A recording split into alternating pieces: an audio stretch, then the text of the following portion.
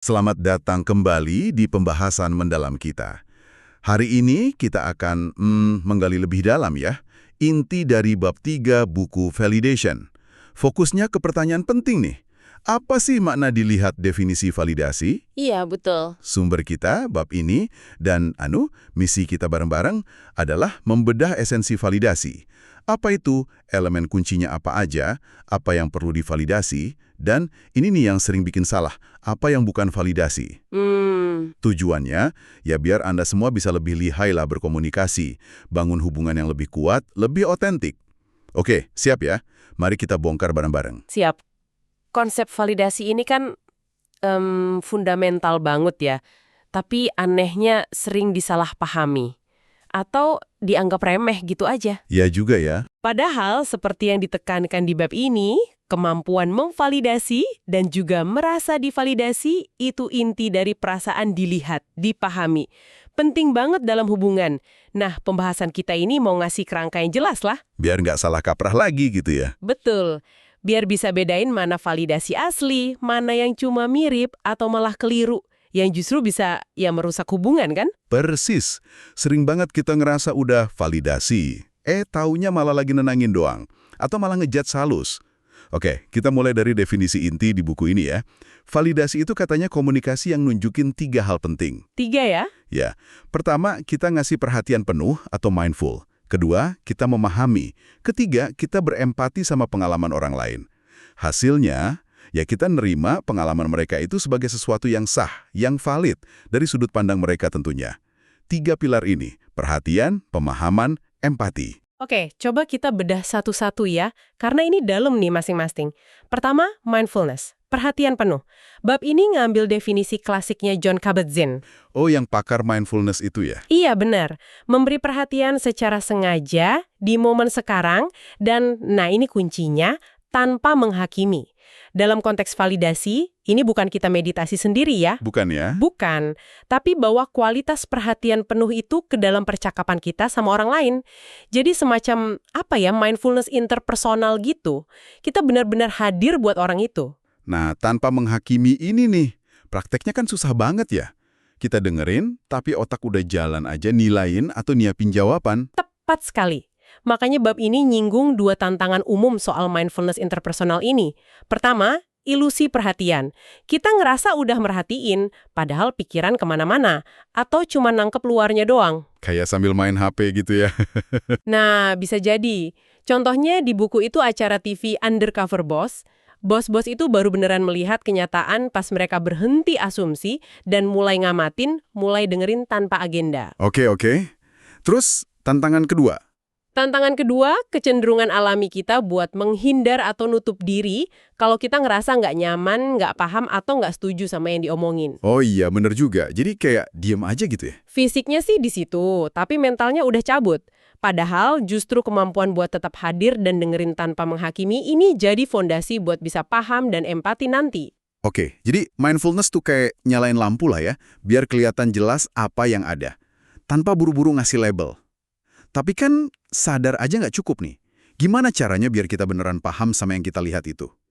Nah, masuk ke komponen kedua ya, understanding, pemahaman. Nah, perilakunya. Tapi dilihat dari sudut pandang dia. Logika internal. Keren istilahnya. Jadi bukan berarti kita setuju gitu ya? Bukan. Ini sering banget salah kaprahnya di sini. Memahami itu bukan berarti setuju.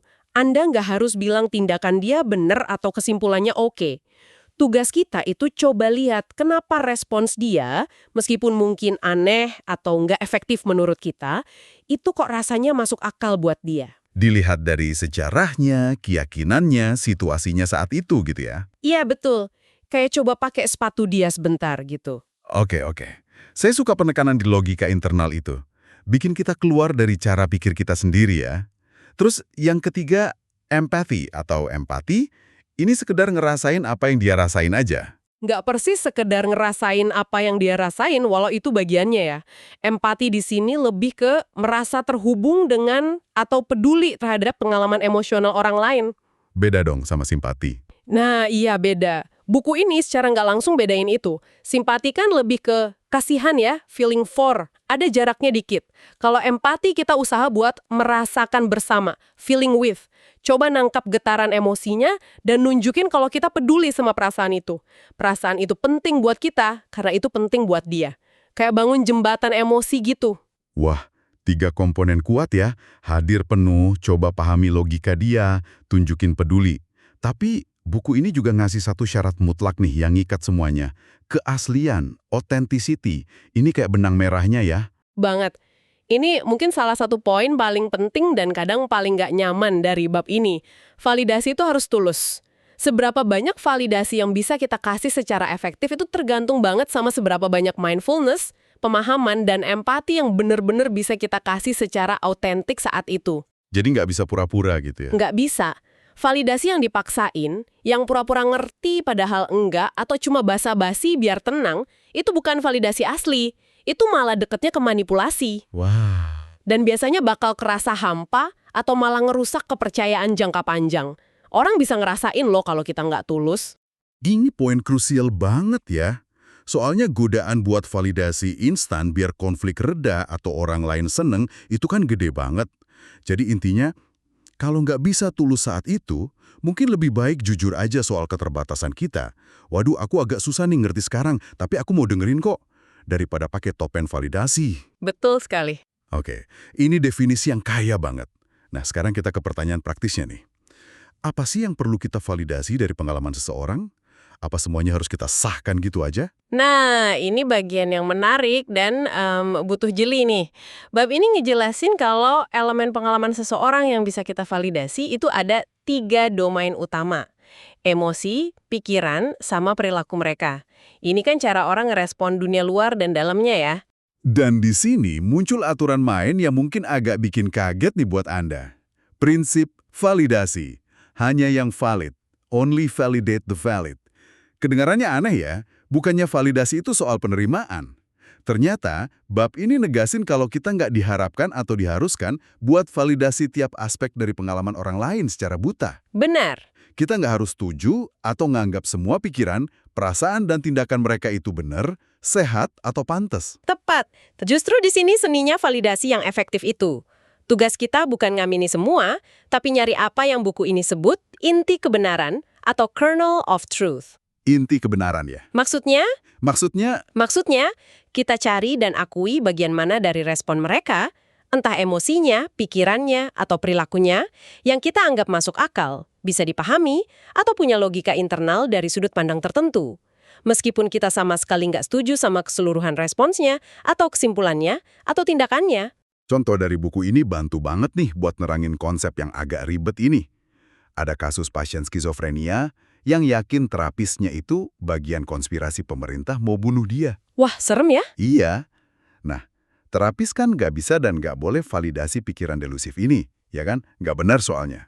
Bahaya kalau bilang, oh iya saya ngerti kenapa Anda mikir saya jahat, Jelas bahaya itu. tapi terapis bisa validasi elemen lain. Misalnya, emosi pasiennya. Saya bisa lihat betapa takutnya ya, rasanya mikir orang yang harusnya nolong malah bahaya. Rasa takut dan nggak percaya itu pasti kuat banget. Jadi emosinya yang diakuin ya? Betul. Terapis juga mungkin bisa validasi perilakunya. Misalnya kalau pasiennya nyoba hubungin pengacara. Mengingat apa yang Anda yakini, ya masuk akal sih kalau Anda coba cari perlindungan hukum. Nah, ini butuh milah-milah yang hati-hati banget ya. Pemilahan yang cermat banget. Terus gimana kita nentuin validitas ini? Apa yang bikin sesuatu itu layak divalidasi?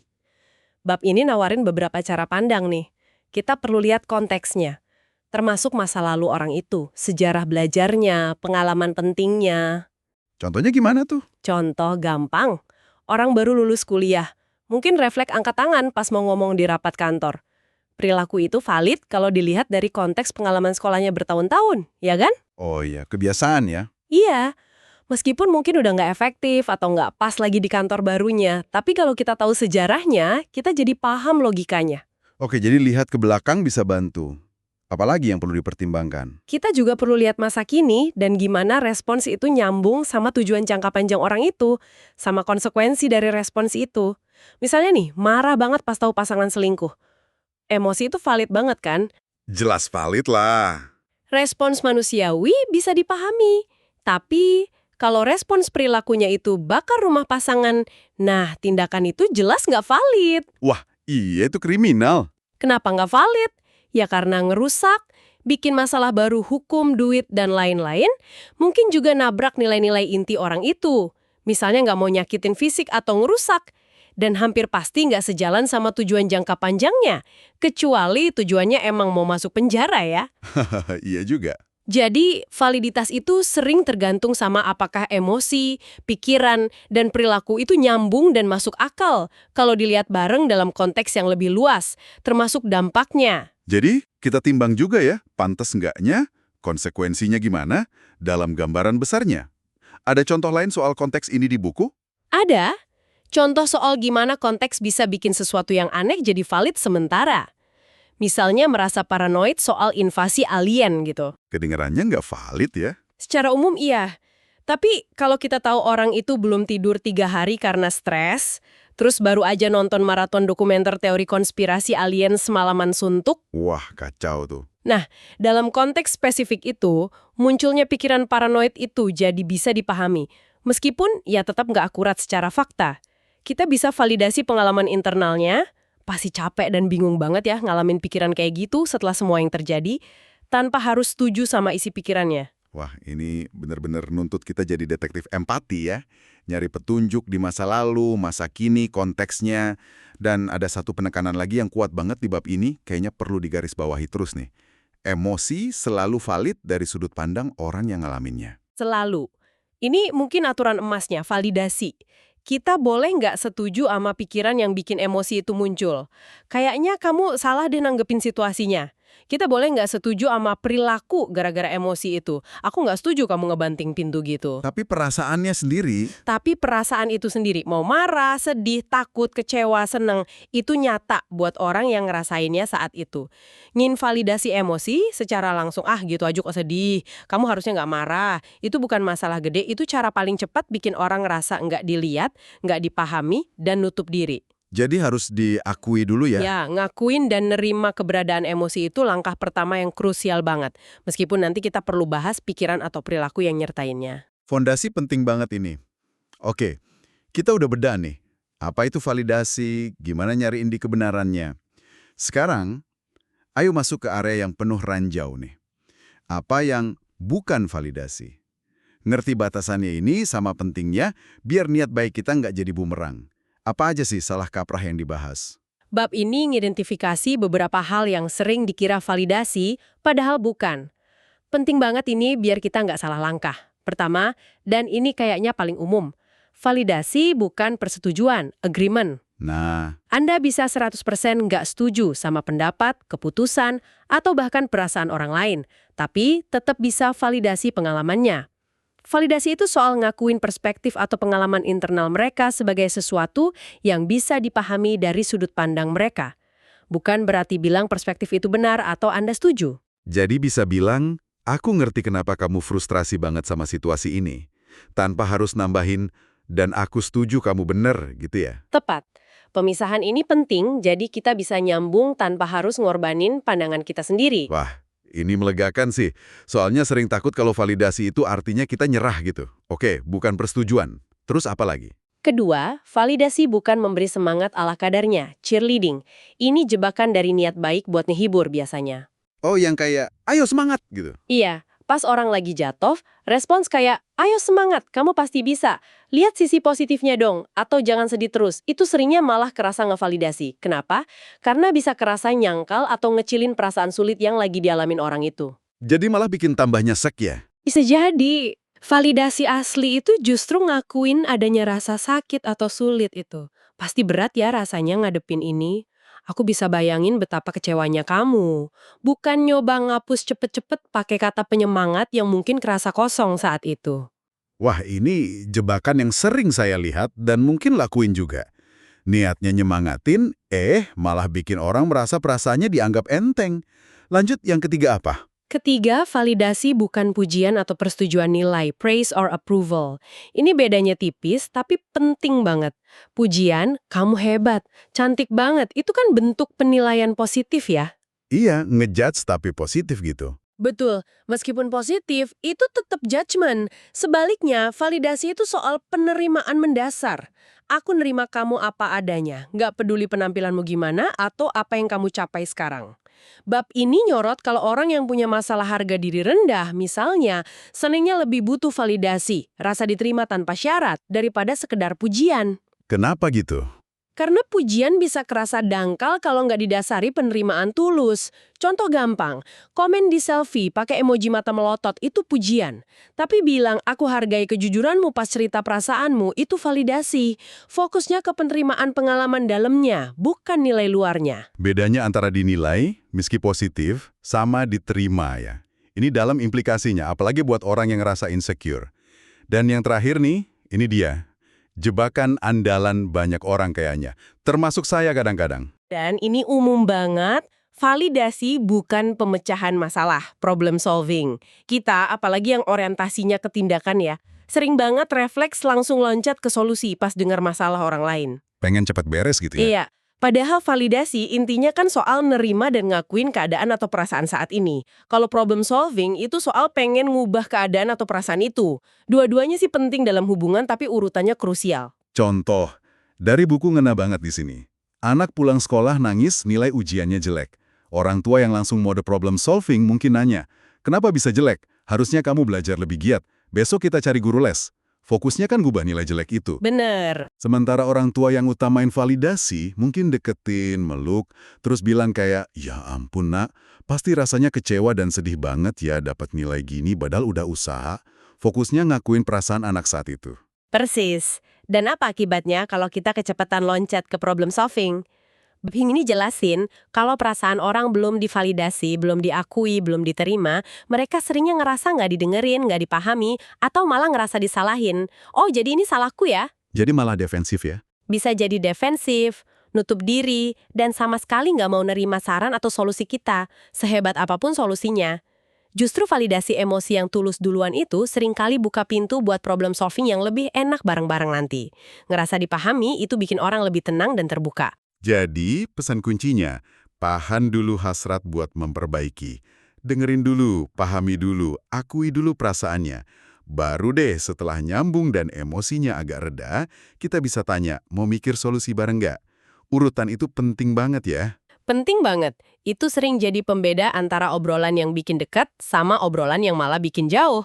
Baik, mari kita coba rangkum beberapa poin utama dari pembahasan bab 3 ini buat Anda bawa pulang. Pertama, validasi asli itu komunikasi yang otentik, yang nunjukin kombinasi perhatian penuh, hadir tanpa ngejudge, pemahaman, nyari logika internal dari sudut pandang dia, dan empati, peduli sama perasaannya. 3 itu ya kuncinya. Ya. Kedua, prinsip penting. Validasi hanya yang valid. Kita cari inti kebenaran yang bisa dipahami dari emosi, pikiran, atau perilakunya. Nggak harus setuju semua. Ketiga, dan ini krusial, dihindari. Jangan salah ngira kalau persetujuan, semangat kosong, pujian, atau loncat cepat ke solusi itu validasi. Beda itu, dan seringnya nggak efektif, malah bisa bikin masalah. Memahami definisi inti sama batasan-batasan ini itu fondasi yang kuat banget loh. Dengan pemahaman ini, keterampilan validasi yang lebih spesifik yang mungkin dibahas di bagian lain buku atau sumber lain, bakal lebih gampang Anda serap dan yang penting, terapin secara efektif. Ini bukan sekedar teknik komunikasi loh ya. Lebih dari itu ya. Iya, ini cara buat bangun jembatan pemahaman dan memperdalam hubungan antar manusia, baik di hubungan pribadi maupun profesional. Nah, sebagai penutup pembahasan kita kali ini, kami mau ninggalin satu pertanyaan reflektif nih buat Anda. Coba deh, luangkan waktu sebentar buat merenung. Dalam interaksi Anda sehari-hari, seberapa sering sih, mungkin tanpa sadar, Anda langsung loncat ke mode ngasih nasihat atau nyari solusi pas ada orang cerita kesulitan atau perasaan negatif? Seberapa sering Anda berhenti dulu sebentar buat bener-bener nyoba pahami dari mana dia berasal? Dan ngakuin, memvalidasi pengalaman emosinya duluan. Dan, kira-kira nih, apa ya dampak pola ini ke kualitas hubungan Anda? Sebuah pertanyaan yang bagus untuk direnungkan, karena sadar itu kan langkah pertama buat perubahan yang berarti ya. Terima kasih banyak sudah menyimak pembahasan mendalam kita soal definisi dan batasan validasi dari bab 3 buku Validation. Semoga ini ngasih Anda kerangka yang berguna ya. Sampai jumpa di kesempatan berikutnya.